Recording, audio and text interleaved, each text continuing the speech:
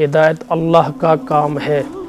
حضرت ابو ہریرہ رضی اللہ تعالیٰ عنہ سے روایت ہے کہ رسول اللہ صلی اللہ علیہ وسلم نے اپنے چچا سے فرمایا، آپ لا الہ الا اللہ کہہ لیجئے کہ قیامت کے دن میں آپ کے حق میں اس کی گواہی دے سکوں۔ انہوں نے کہا، اگر قریش میرے سر پر بدنامی کا داغ نہ لگاتے کہ میں نے عذاب آخرت پر بے صبری کی وجہ سے یہ کلمہ پڑھ لیا ہے تو میں ضرور آپ کا حکم مان لیتا اور آپ کی آنکھیں ٹھنڈی کر دیتا، یعنی آپ کے دین میں داخل ہو جاتا۔ اس پر یہ آیت نازل ہو گئی، اِنَّکَ لَا تَہْدِی مَنْ أَحْبَبْتَ اِلَىٰ آخِرِہ۔ آپ جسے چاہیں ہدایت نہیں دے سکتے، یہ اللہ کا کام ہے، وہیں جسے چاہے ہدایت نصیب فرما دے۔ مسلم شریف کی یہ حدیث ہے۔ اس پر بڑا سوشل میڈیا کے اوپر واویلا مچایا جاتا ہے اہل تشیع کی طرف سے ایمان ابو طالب کے اوپر، جبکہ تاریخی بات بھی ہے اور احادیث کے اندر بھی یہ سرات کے ساتھ موجود ہے کہ بغیر کلمہ پڑھے دنیا سے کیا ہوئے، رخصت ہوئے۔ اب ایک طرف حضرت علی کو رکھے، ایک طرف حضرت نوح کو رکھے، فضیلت کس کی زیادہ ہے؟ کیوں جی؟ حضرت نوح کی فضیلت زیادہ ہے یا حضرت علی کی؟ نوح علیہ السلام بیٹا کافر ہوا کہ نہیں؟ اچھا، نوح علیہ السلام کی بیوی بھی کافرہ، لوط علیہ السلام نبی، بیوی کافرہ، ابراہیم علیہ السلام خلیل اللہ ہے، موحدین کے امام ہے، لیکن باپ آزر کافر ہے۔ حضرت علی ایک صحابی ہے۔ اب حضرت علی کے اس مقام کی طرف دیکھ کر کہتے ہیں یہ کیسے ہو سکتا ہے؟ بھائی ایسے ہو سکتا ہے جیسے قرآن نے بتایا۔ قرآن نے اللہ کے ساتھ کسی کی رشتہ داری نہیں ہے، یاد رکھیں، اللہ کے ساتھ کسی کی کوئی رشتہ داری نہیں۔ جو حق قبول کرے گا کسے باشد کوئی ہو، چاہے حبشے کا بلال کیوں نہ ہو، حق قبول کرے گا تو کیا بنے گا؟ صحابی رسول بنے گا۔ سکا چچا حق قبول نہیں کرے گا، گستاخ رسول ابو لہب بنا کہ نہیں بنا؟ اب پھر کہیں نا ابو لہب بھی مسلمان ہے، وہ بھی تو نبی کا چچا تھا، میلاد کی خوشی منائی، سب سے پہلے لونڈی کو آزاد کیا کہ نہیں کیا؟ کہ قرآن قیامت کی صبح تک لعنت بھیجتا رہے گا اس کی، پڑھتے کہ نہیں تبت یدا ابی لہب وتب؟ کیوں؟ سب سے پہلے دھرتی کے اوپر گستاخ رسول، پہلے پتھر اٹھایا نبی پر مار۔ نبی کا چچا ہونا کام، کلمہ کام آئے۔ ابو طالب کی علمی تصدیق میں کسے شبہ ہو سکے؟ چند چیزیں میں نے تاریخی اور حقائق جو ہر ایک کے ذہن میں آ سکے بتا دی ہے، ٹھیک ہے؟ ایسا کوئی سرفرا ملے نا تو اس سے کہیں گے ہمارا کام نہیں، علماء کا کام ہے، ٹھیک ہے؟ ہمیں کیا وہ ایمان لایا یا نہیں لایا، ٹھیک ہے؟ ابو طالب کی علمی تصدیق میں کسے شبہ ہو سکتا ہے؟ اور ان کا اقرار بھی ان کے اشعار سے ظاہر ہے۔ پھر وہ کس بات کا انکار کر رہے تھے؟ صرف آپ کے دین اختیار کرنے کا اور آپ کی اطاعت کرنے کا، اور اسی عمل کے فقدان کی وجہ سے جمہور امت نے ان کو مسلمان قرار نہیں دیا۔ کس نے؟ جمہور امت نے، ٹھیک ہے؟ ہاں، قلب جب تک اپنے اختیار سے عہد و وفاداری کے لیے تیار نہیں ہوتا، اس کی اضطراری تصدیق کارآمد نہیں ہوتی۔ اضطراری تصدیق کارگر ثابت نہیں ہوتی۔ جب تک اقرار باللسان، ایمان کتنے چیزوں کے مجموعے کا نام ہے؟ 3۔ اقرار باللسان، تصدیق بالجنان اور عمل بالارکان۔ یہ 3 چیزیں مل جائے تب کامل ایمان والا بنتا ہے۔ اقرار ہو تصدیق نہ ہو، منافق کیا ہے؟ تصدیق ہو اقرار نہ ہو، کافر۔ کافر نبی کی تصدیق کرتے تھے کہ نہیں؟ یہود و نصارہ کون تھے؟ نبی کی تصدیق کی لیکن اقرار نہیں کیا، کافر۔ تصدیق بھی کی، اقرار بھی کیا، لیکن عمل بالارکان نہیں ہے تو یہ گناہ گار ہے، جہنم میں جا سکتا ہے، جہنم میں جا سکتا ہے، کیونکہ عمل بالارکان نہیں ہے۔ اب ایک یہودی اور ایک مسلمان بیٹھے، اذان ہو گئی، یہودی بھی مسجد ظاہر اس نے جانا نہیں، مسلمان بھی نہیں جاتا، تیسرا بندہ کیسے پہچانے گا؟ داڑھی بھی دونوں کی نہیں ہے، کپڑے بھی ایک جیسے ہیں، تو کیا پتہ چلے گا یہودی کون ہے مسلمان کون ہے؟ پتہ عمل بالارکان سے چلے گا۔ کس سے چلے گا؟ جن کا وقت سندھ میں لگا ہے، ہم نے تو خود ہی پریکٹیکلی طور پر دیکھا ہے نا، مسلمان بھی ادھر کھیل رہے ہیں، ہندو بھی کھیل رہے ہیں۔ ہندوؤں نے ہماری بات سنی، مسلمانوں نے نہیں سنی۔ آخر میں جب کہا چلو مسجد چلتے، کہ ایسی ہندو ہیں ہم ادھر پریشان، بھائی مسلمان کدھر ہے؟ کہتے گراؤنڈ کے اندر کھیل رہے ہیں۔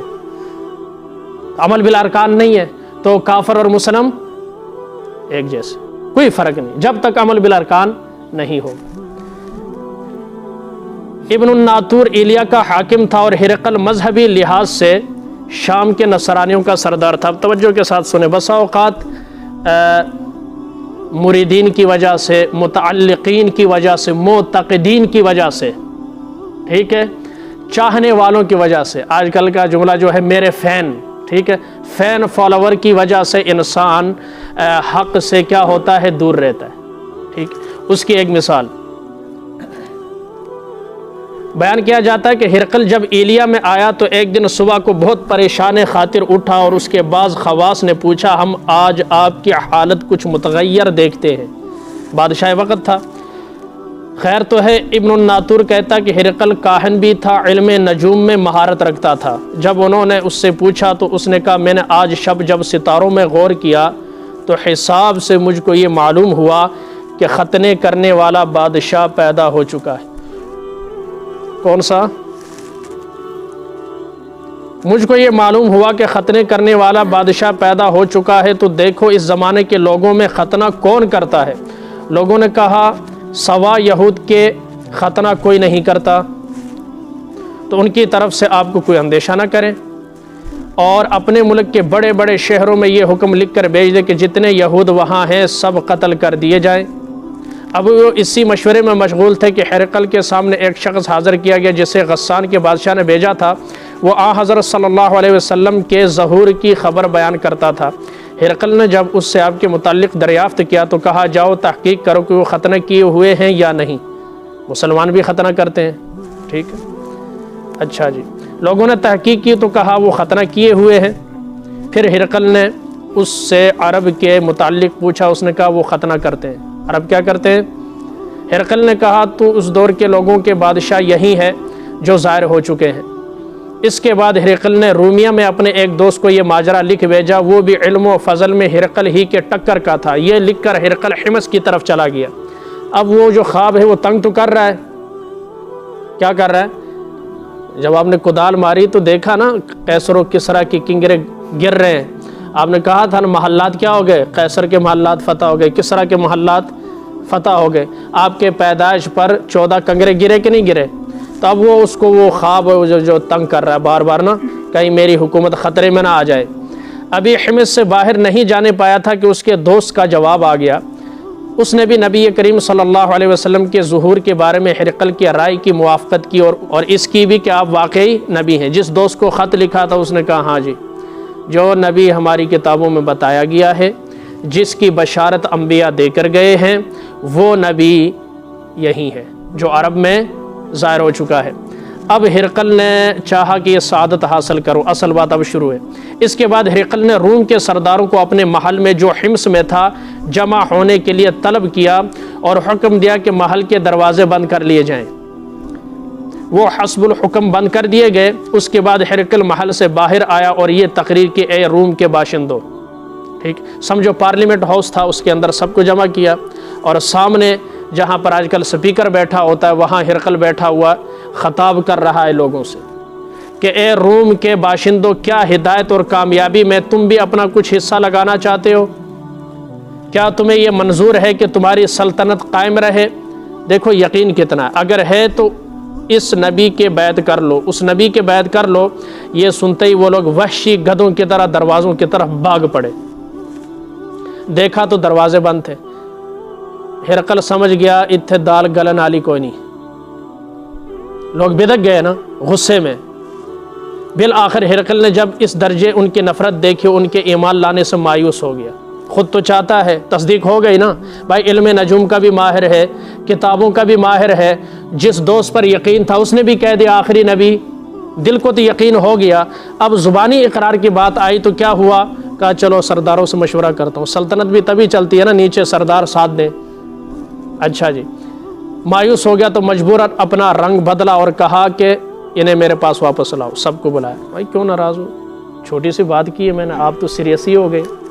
جب وہ حاضر ہوتا کہا، میں نے یہ جو بات ابھی کہی تھی صرف تمہارے عقیدے کی مضبوطی کے امتحان کے لیے کہی تھی، وہ مجھے ثابت ہو گئی کہ تسی یہودیت تے بڑے پکے ہو۔ میں چیک کر رہا تھا آپ کچے ہیں یا پکے ہیں۔ पैंतरा बदला ना, सियासी बंदा ऐसा ही होता है। फिर इस पर लोगों ने उसे सजदा किया और इससे खुश हो गए। हिरकल का आखिरी अक़ीदा यही रहा कि वो नबी आखिरुज़्ज़मा के ऊपर ईमान, दिल से तस्दीक थी कि नहीं, लेकिन ज़ुबान से इकरार नहीं कर सका। अगर करता तो क्या होता, मरता, करता तो मरता, लेकिन ये मरता ना, हमेशा के लिए जी लेता अगर कर लेता। तायद खुदाबंदी साथ है, दिलों को फेरना अल्लाह के हाथ में।